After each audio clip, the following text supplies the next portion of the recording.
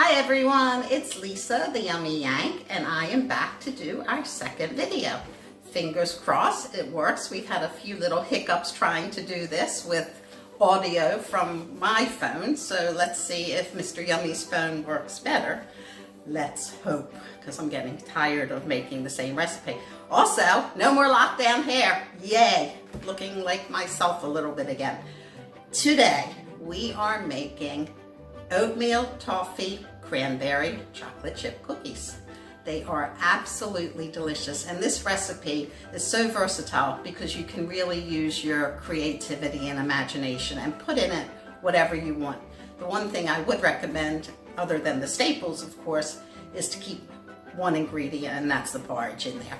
So I'm going to tell you what goes in this, and I'm going to read it again because, as you know, I've been here 23 years and I still bake the American way. I had to convert this to metric, so I have to read it. But the first thing you do is preheat your oven to 180 C, 350 F, or gas mark 4. You also want to line a baking sheet with grease-proof paper. You don't want to grease it and flour it. It doesn't need that, but you want grease-proof paper because it does come up that much easier. So that's it. That's really easy. Now I'll go through the ingredients, and again, excuse my reading. The first thing you need to do is sift together 190 grams of plain flour. I always use plain flour. I don't see the need to use anything else. No self-raising when I bake. It's always plain. And then 1 teaspoon of baking soda or bicarbonate of soda. It's the same thing, but please make sure you use baking soda, and a pinch of salt. So you sift those 3 dry ingredients together and set it aside. Then you will need 190 grams of granulated sugar. Again, I only use granulated sugar in my bakes. I don't use caster sugar. It's really not necessary. Granulated sugar works perfectly well. 130 grams of light brown sugar. I like light brown in this recipe. If you don't have any, dark brown will work fine. 250 grams of unsalted butter.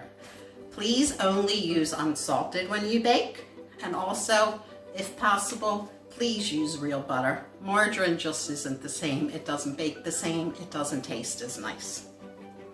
1 free-range large egg.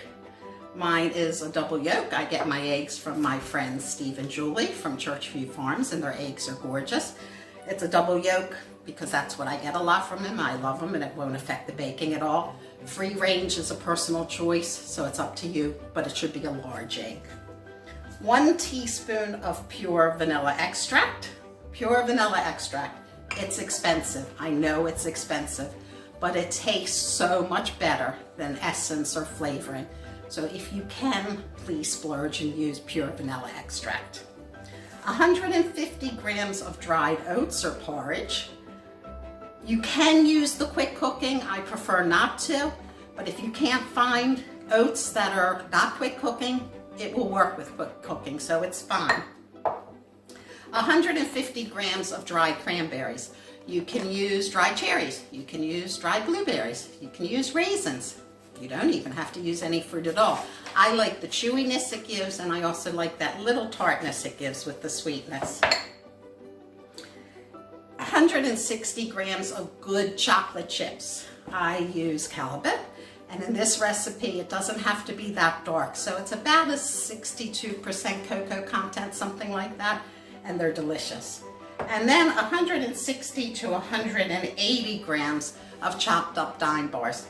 Again, you don't need these. You don't need the chocolate chips. You can use any flavor chip or morsel. You can use peanut butter cup. Whatever you have, whatever you want to use your imagination. So that's the ingredients. Very easy. Now I have cheated, and I have started to cream together the granulated sugar, the light brown sugar, and the butter. And you want it to be light and fluffy. So it takes about 2 to 3 minutes. The butter and the egg should be at room temperature, and that also helps speed up the process. So as you can see, I started it already.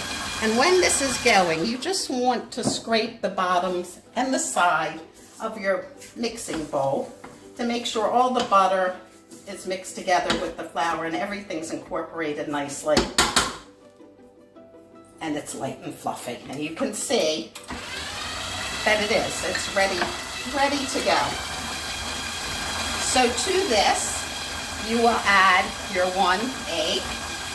Turn it down so it doesn't go flying all over the place. I'm notorious for having ingredients fly. I'm not the neatest baker. And then also, you want to add your pure vanilla extract. Make sure it all goes in and it's all mixed together well.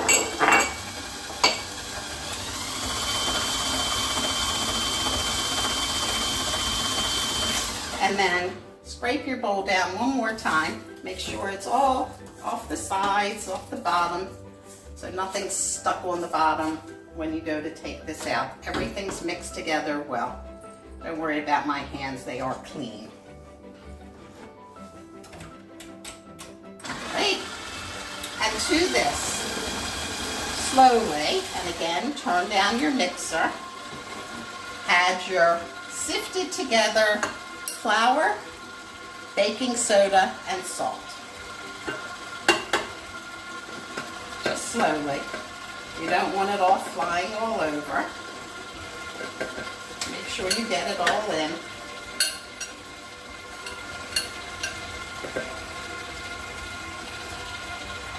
Yeah. Give your mixing bowl a pat so it gets off the side and off the beaters. Again, mix it well so everything's incorporated nicely. Then again, slowly add your dried oats or porridge.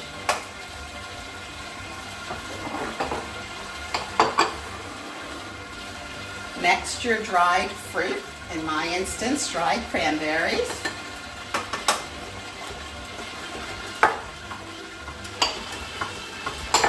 And mixed in well. Chocolate chips go next.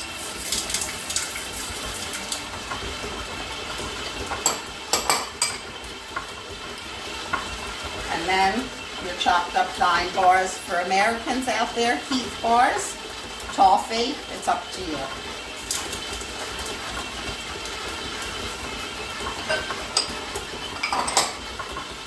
And that is it. Just make sure everything's mixed together and up from the bottom. And you'll see how chunky this dough is. Get it all off your beaters. It's a nice, chunky, and delicious to eat just like this, but try and get as much off your beaters as you possibly can. You don't want to waste any of this delicious dough. This recipe makes about 3 dozen cookies. If you make them bigger than I do, perhaps 2. If you make them smaller, you might be lucky to get 4. Right, so now all you need to do, take a piece of clingfilm or saran wrap in American talk and divide your dough evenly into thirds, as even as you can. I am not an exact baker, as you probably have figured out now. I'm not a believer that it's the science that has to be absolutely exact. So divide it into what you think is 3 equal parts. And you want to roll it into a log, and you want it to also be about 1.5 inches in diameter. So you take your dough from the mixing bowl and roll it in cling film. Roll it so it's in a nice log. Get the diameter of the ends about the same. And I tend to get 11 or 12 pieces out of each log. I'm only going to show you how to do 1. And then I'm going to chill this for about 10-15 minutes. You can chill it. I'm actually going to put it in the freezer to make it quick. But you also can freeze this just like it is and keep it for when you're just in the mood for cookies. So if you get 3 logs out of this, you can pull out a log, slice it, and bake it anytime you want, which is really great to have in the freezer. I will be back to show you how we slice it and put it on the tray. And you'll see how wonderful they are. See you in a minute.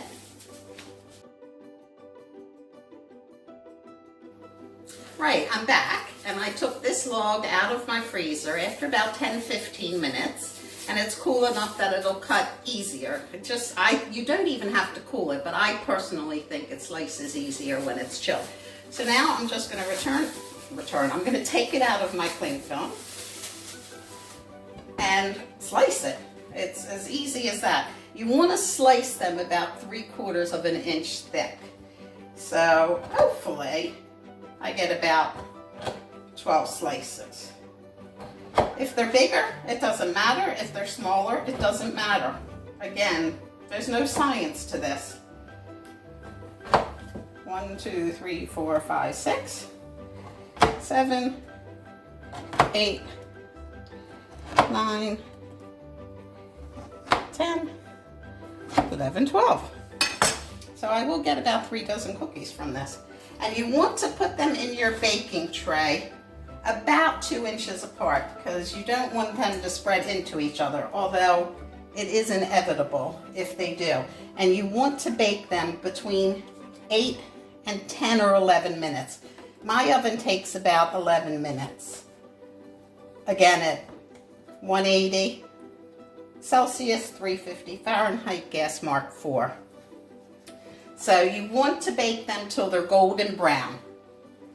If they do go into each other a little bit, it's not the end of the world. You just take your spatula or a knife and you separate it before you remove them from the tray. So they're going in. This is what they look like. Look at all those gorgeous chunks in there. And you can't imagine how delicious these are, but it's such an easy recipe. So going in my oven, and I'll start them at 10 minutes, and if it needs another minute, I'll add another minute. If you do need to add a minute or two, do it in 1-minute increments, because that way you're not going to overbake them. But you want them to be golden brown. So I'm starting it at 10, but most likely it will be 11. And we'll be back when they come out of the oven. So these have come out of the oven and they have been cooling for about 10 minutes now. Look at the gorgeous golden brown color. They did go into each other a little bit. So all you do when they're cooled a bit, just take your spatula and run it along the sides where they're connected and they'll separate. When you take the cookies out of the oven, you want to put them in the tray like they are on a cooling rack. Let them cool in the tray for about 5-10 minutes. And then you want to take the cookies off of the cooling tray and remove them to another cooling rack and let them cool completely. And they lift gorgeous. And just remove them off from the cooling tray. And they will be, well, actually you could eat them right now, but I'm going to let them cool a little bit more. But they're not perfectly round because they stuck together. Who cares? It doesn't matter. Take your spatula, remove them. My trusty handleless spatula that I use every single bake I use. This is the one I like. And there you have it, and we're going to let them cool. And we're going to come back in a couple minutes, and I'm going to eat one with my glass of milk and show you how delicious they are. So here you go.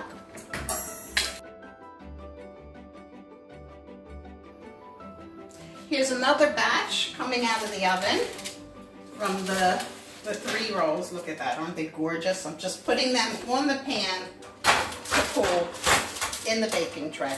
So leave them there for 10 minutes. And now I'm digging into one of these. I have lots. As you can see, I've made lots of these oatmeal toffee cranberry chocolate chip cookies. I'm going in. Look at this. Look how chewy. They're still slightly warm, which makes them even better. Excuse my fingers.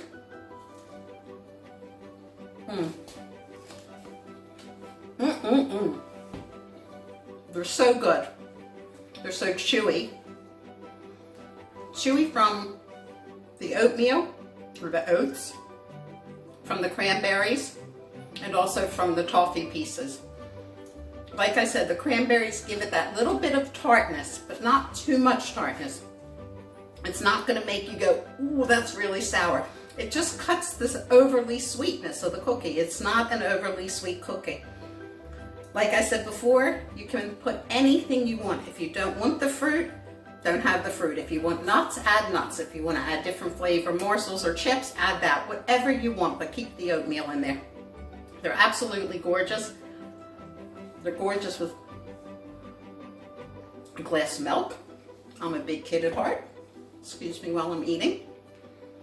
They're kid friendly. They're adult friendly.